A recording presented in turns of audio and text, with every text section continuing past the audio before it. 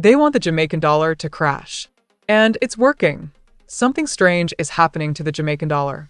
It's been sliding bit by bit, and while the headlines stay quiet, the impact is loud in supermarkets, gas stations, and on your utility bill.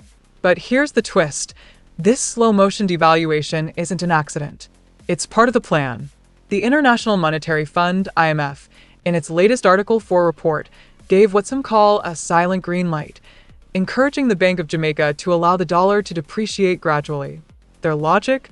Letting the exchange rate move flexibly helps the economy absorb shocks. But ask any Jamaican sending money to their child abroad or buying groceries, and they'll tell you that flexibility feels like a noose tightening around their wallet. This is no economic glitch. This is a managed process, one that Jamaica's own central bank seems to be tiptoeing behind, while the IMF claps from the sidelines. And for those already struggling, this slide is starting to feel more like a free fall. The IMF's whisper, let it fall, buried in technical language and soft diplomatic phrasing, the IMF's message is clear. Stop fighting market forces. Let the Jamaican dollar fall, slowly, methodically, and with minimal intervention. They argue this will boost exports, make tourism even more competitive, and help Jamaica adjust to external shocks. But here's what they don't say out loud. Every dollar that falls in value means higher costs for imported goods, and Jamaica imports nearly everything from medicine and food to fuel and technology. So while macroeconomic textbooks may smile at a weaker currency, working-class Jamaicans are the ones footing the bill at the corner shop and pharmacy. And the BOJ? It's playing along, quietly pulling back from aggressive interventions, choosing to smooth volatility rather than stabilize value. In simpler terms, they're letting it happen, and the IMF is watching with approval. Reality check. Who pays the price? Every Jamaican already feels the heat.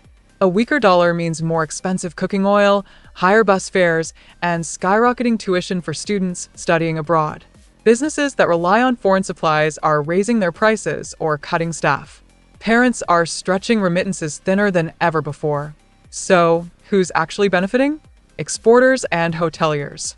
They're earning in USD and paying in depreciating JMD, a win-win for them.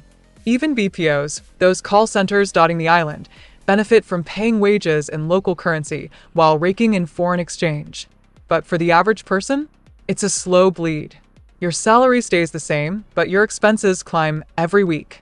This isn't just economics, it's a redistribution of burden. The poor and the middle class are left to carry the cost of a currency slide that benefits the top. It's quiet, it's calculated, and it's getting worse. A history lesson we never learn. Jamaica's history with the IMF is long and painful. The 1970s and 80s saw harsh structural adjustment programs that gutted social services and opened the floodgates for long-term inequality. Fast forward to today, and many argue it's the same policies in nicer packaging. The so-called flexible exchange rate was introduced as part of Jamaica's economic reform programs to boost credibility and investment. But the hidden cost has always been inflation and purchasing power erosion for ordinary citizens. And yet, the advice remains the same. Let the market decide, no matter the local pain. This isn't to say all IMF policies are bad. In fact, Jamaica's debt reduction, inflation control, and fiscal discipline have won global praise. But the issue is this. If growth comes at the expense of the people's pockets, is it really worth it? The bigger question, who's really in charge?